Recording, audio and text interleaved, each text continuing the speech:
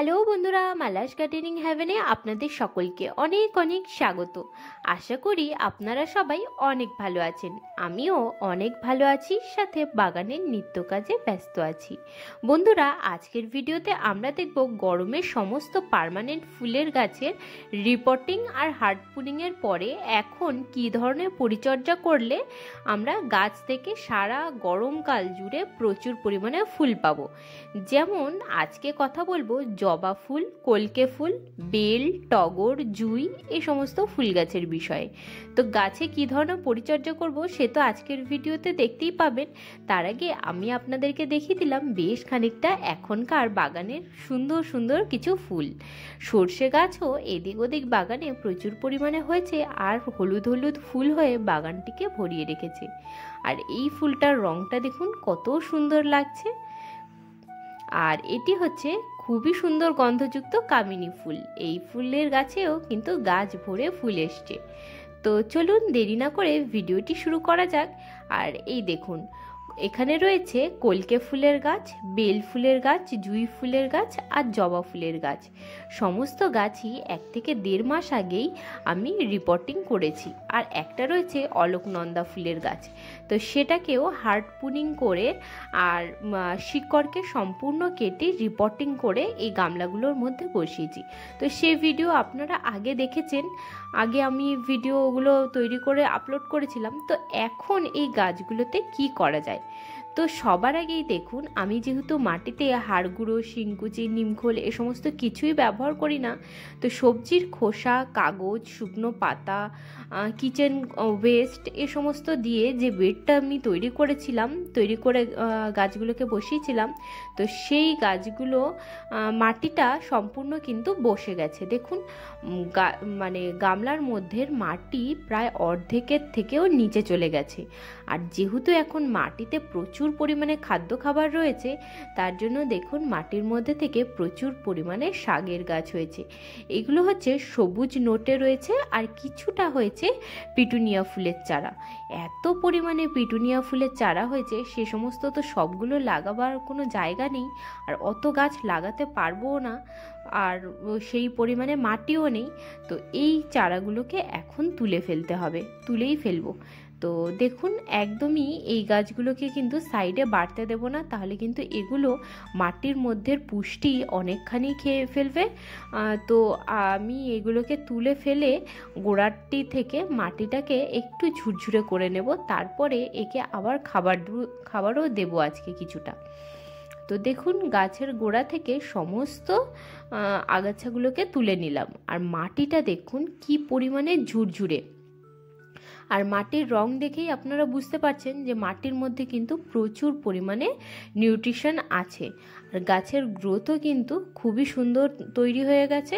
আর 1-1.5 মাসের মধ্যেই সমস্ত গাছ ভরে ফুল হয়ে যাবে। আর এখানে এই গাছটার গোড়ায় দেখুন বেশ খানিকটা ঘাস হয়ে গেছে। তো এই ঘাসকেও রাখবো না, সমস্ত আগাছাকে এই গাছের গোড়া থেকে এখন তুলে দেব। তো এই গাছগুলো লাগাবার সময় যেভাবে মাটি তৈরি করেছিলাম সেটা আপনাদেরকে একবার বলে দিই। এই যে গামলাগুলো যার মধ্যে গাছগুলো বসানো আছে, নিচের দিকে রয়েছে বেশ খানিকটা শুকনো পাতা, খড় আর হচ্ছে ঝাড় দেওয়া ময়লা। তারপরে আমি বেশ খানিকটা সবজির খোসা দিয়েছি, আর তার উপরে তৈরি করা মাটির মধ্যে আমি মিশিয়েছিলাম গোবর সার আর কিছু পরিমাণে পুরনো মাটি আর কোকোপিট। এছাড়া কিন্তু আর কিছুই নেই এর মধ্যে। আমি নাই হাড় গুঁড়ো, শিংকুচি, অ্যাপসাম সল্ট, নাই সাপ ফাঙ্গিসাইড পাউডার এই সমস্ত কিচ্ছু ব্যবহার করিনি। দেখুন তাতেই কিন্তু গাছের সুন্দর গ্রোথ তৈরি হয়ে গেছে। আর কিছুদিন পরে যখন ফুল ফুটবে তখন তো আপনারা আমার ভিডিওতে দেখতেই পাবেন, সেই ফুলও আপনাদেরকে দেখাবো। ওখানে সমস্ত গাছগুলোর গোড়া থেকে কিন্তু এখন আগাছাকে পরিষ্কার করে দিতে হবে। আর মাটিগুলো তো দেখতেই পাচ্ছেন নিচের দিকে চলে গেছে, তো আজকে গাছে কিছুটা তৈরি করে মাটিও দেব। তো আর মাটিগুলো দেখুন এতখানি ঝুরঝুরে, কিন্তু আমাকে এখানে কোনো খুরপি টুরপি বা কোনো খোঁচা ব্যবহার করতে হচ্ছে না, হাত দিয়ে সুন্দরভাবে আমি মাটিটাকে ঝুরঝুরে করে নিচ্ছি। তো একইভাবে দেখুন সমস্ত গাছগুলোকেই আমি গোড়া থেকে এই সমস্ত আগাছাগুলোকে তুলে নিয়ে গাছের গোড়াকে পরিষ্কার করে দিয়েছি। সবগুলো গাছ থেকেই আমি আগাছা পরিষ্কার করে নিয়েছি। এই দেখুন পুরো হাফ বালতি আগাছা এখান থেকে তুলেছি। আর এই দেখুন এতখানি শাক, এখানে কিছুটা সর্ষে শাক রয়েছে, কিছুটা সবুজ নোটে, একটু আলু শাক রয়েছে। তো আগাছাগুলোকে ফেলে দিয়ে নষ্ট করব না। এই দেখুন এই যে বস্তাটা, এর মধ্যে আগের ভিডিওতে আপনাদেরকে দেখিয়েছিলাম যে বেশ খানিকটা নিচের দিকে শুকনো পাতা রয়েছে। তো এর মধ্যে সবুজ সেগুলো দিয়ে দিলাম আগাছাগুলো, তো এতে তৈরি হবে সার। এবার আমি এই গাছগুলোতে একটা লেয়ার আবার খাবার দিয়ে দেব। তো খাবার বলতে এইখানে যে মাটিটা ব্যবহার করা হয়েছে সেটার মধ্যে কিছুটা রয়েছে সবজির খোসা দিয়ে তৈরি করা একদম বাড়ির কম্পোস্ট, আর রয়েছে একটুখানি মাটি, একটুখানি খড় আর কিছুটা সরিষার গুঁড়ো। এই তিনটেকেই মিশিয়ে একটা সয়েল মিক্স আমি তৈরি করেছি। তো এই সয়েল মিক্সটাকেই আমি এখন গাছের গোড়া থেকে দিয়ে দেব।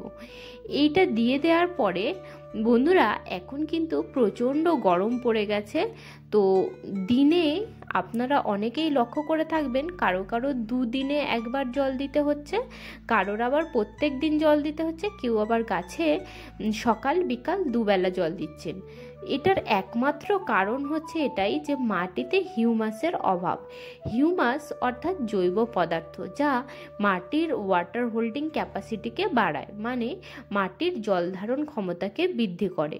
তো আমরা যে পরিমাণে কার্বন এলিমেন্ট মানে শুকনো পাতা, সবজির খোসা, এই সমস্ত জিনিস যে পরিমাণে মাটির মধ্যে যদি আমরা ভালোভাবে মিশাতে থাকি, তাহলে কিন্তু এই গরমেও আপনারা দুদিন গাছে জল না দিয়েও গাছ রাখতে পারবেন, তাতে কিন্তু কোনো সমস্যা হবে না। আর গরমে একটা কাজ আপনারা করতে পারেন, কোনো শুকনো পাতা বা ছোট ছোট পাথরের টুকরো বা এই যে টব ভাঙা টুকরো দিয়ে মাটির ওপর লেয়ারটা চাপা দিয়ে দিতে পারেন। এটাকে বলা হয় মালচিং করা। মালচিং করে দিলে ডাইরেক্ট সানের হিট মানে রোদ্দুরের তাপটা মাটির মধ্যে কিন্তু পড়ে না, তাতে কিন্তু আপনাদেরকে গাছে রোজ রোজ জল দেওয়ার ঝামেলাটা আর নিতে হবে না। আর আমার তো এখানে এই যে মাটি আমার তৈরি হয়েছে সবজির খোসা দিয়ে, এই মাটিতে যে গাছ আমি লাগিয়েছি আমাকে কিন্তু গাছে এখন প্রত্যেক দিন জল দিতে হয় না। এই গরমেও আমি কিন্তু 1 থেকে 2 দিন ছাড়া জল দিচ্ছি এখন গাছে। তো আগামী দিনে যখন গরমটা আরও অনেকখানি বেড়ে যাবে তখন আমি প্রত্যেকটা টবের মধ্যে মালচিং করে দেব। আমি মালচিং করবার জন্য শুকনো খড়ের কাটা খড় ব্যবহার করি। তো আপনারা কোকোপিট দিয়েও মালচিং করতে পারেন, যে কোনো শুকনো পাতা দিয়েও মালচিং করতে পারেন, বা আপনাদেরকে যেমন বললাম টব ভাঙার টুকরো যদি থাকে সেগুলো দিয়েও মালচিং করতে পারেন। তো এই যে অলকনন্দা ফুলের গাছটাকে রিপোর্টিং করেছিলাম, দেখুন শিকড় তো অনেকখানি কেটে দিয়েছিলাম, ভিডিওতে আপনাদেরকে দেখিয়েছিলাম। তো এখন দেখুন নতুন শিকড় কিন্তু আসা শুরু করে দিয়েছে। আর এর মধ্যে জৈব পদার্থ অনেকখানি বেশি ছিল, তার কারণে গাছটা প্রায় অর্ধেকের থেকেও নিচে চলে গেছে এর মাটি। তো তার জন্য গোড়াটাকে সম্পূর্ণ তুলে নিলাম, নিয়ে তারপরে নিচের দিকে বেশ খানিকটা এই সয়েল মিক্স দিলাম, তার উপরে গাছটাকে বসিয়ে দিয়ে উপর থেকে আবার সয়েল মিক্স দিয়ে ভর্তি করে দিচ্ছি। সয়েল কিন্তু মাটি কিন্তু এর মধ্যে অনেকখানি কম আছে, বেশ খানিকটা রয়েছে ওই যে যা বললাম সর্ষের খোল আর ঘরে তৈরি করা কম্পোস্ট সার, মাটি আর খড়। এই একইভাবে সব কটা গাছের গোড়াকেই আমি এইভাবে মাটি দিয়ে চাপা দিয়ে দেব। শিকড় কিন্তু দেখুন ওপরের দিকে বেরিয়ে এসেছে। তো সেই সমস্ত গাছ যেগুলো আপনারা রিপোর্টিং করেছেন মাসখানেক হয়ে গেছে, সেই সমস্ত গাছে কিন্তু এইভাবে পরিচর্যা করতে পারেন। তাতে কি হবে, কিছুদিনের মধ্যেই গাছ কিন্তু আরও হৃষ্টপুষ্ট হয়ে উঠবে, আর ঠিক 1 থেকে 1.5 মাসের মধ্যেই ফুল চলে আসবে। বন্ধুরা আপনারা যারা কেমিক্যাল সার ব্যবহার করেন তো তাদেরকে আমি বলবো কেমিক্যাল সারের ব্যবহার আস্তে আস্তে কমিয়ে ফেলুন, কারণ কেমিক্যাল সার দিলে পোকামাকড়ের আক্রমণ কিন্তু বেড়ে যায়। এবার আপনারা কিছুদিন ধরে কীটনাশক প্রয়োগ করলেন, কীটনাশক প্রয়োগের কিছুদিন পর থেকে দেখবেন ওই কীটনাশক কিন্তু আর কাজ করবে না, গাছে যেমন তার পোকা তেমনই হতে থাকবে, কারণ সেই সমস্ত পোকারা ওই ওষুধকে কীটনাশককে চিনে ফেলে। তো কিছুদিন ব্যবহার করবার পরে তারপরে কিন্তু কীটনাশক আর কাজ করে না, তারপরে কিন্তু গাছের প্রচণ্ড পরিমাণে ক্ষতি হয়, বাগানেরও ক্ষতি হয়। তো কীটনাশক, কেমিক্যাল ফার্টিলাইজার, কেমিক্যাল কীটনাশক এই সমস্ত ব্যবহার না করে একদম ঘরোয়া পদ্ধতিতে ঘরের নর্মাল সবজির খোসা, একটুখানি এই খড় কাটা, তারপরে কোকোপিট, তারপরে এই সমস্ত ব্যবহার করে কিন্তু খুব সহজে আপনারা মাটি তৈরি করে গাছ লাগাতে পারেন।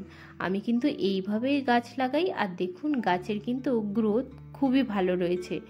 তো আপনারাও এইভাবেই গাছ লাগাতে পারেন। তো বন্ধুরা, এবার এই সমস্ত গাছগুলো যেহেতু মাটি আবার নতুন করে দিয়েছি, তো ভালোভাবে পুরো মাটিটা ভিজিয়ে জল দিয়ে দেব, কিন্তু অতিরিক্ত জল দেব না, যাতে ড্রেনেজ হোল থেকে জল বার হয়ে যাওয়া শুরু করে, কারণ অতিরিক্ত জল দিলে সেই জলের সাথে আবার আমরা যে খাবারটা গাছে দিয়েছি সেটাও কিন্তু বেরিয়ে যাবে। তো পর্যাপ্ত পরিমাণে জল দেব যাতে মাটিটা সম্পূর্ণ ভিজে যায়। তো ব্যাস এইভাবেই রেখে দেবো আরও 1 মাস। তারপর থেকে প্রত্যেক সপ্তাহে কি 10 দিন অন্তর লিকুইড ফার্টিলাইজার গাছে দেওয়া শুরু করব, তখন ফুল আসাও শুরু করে দেবে।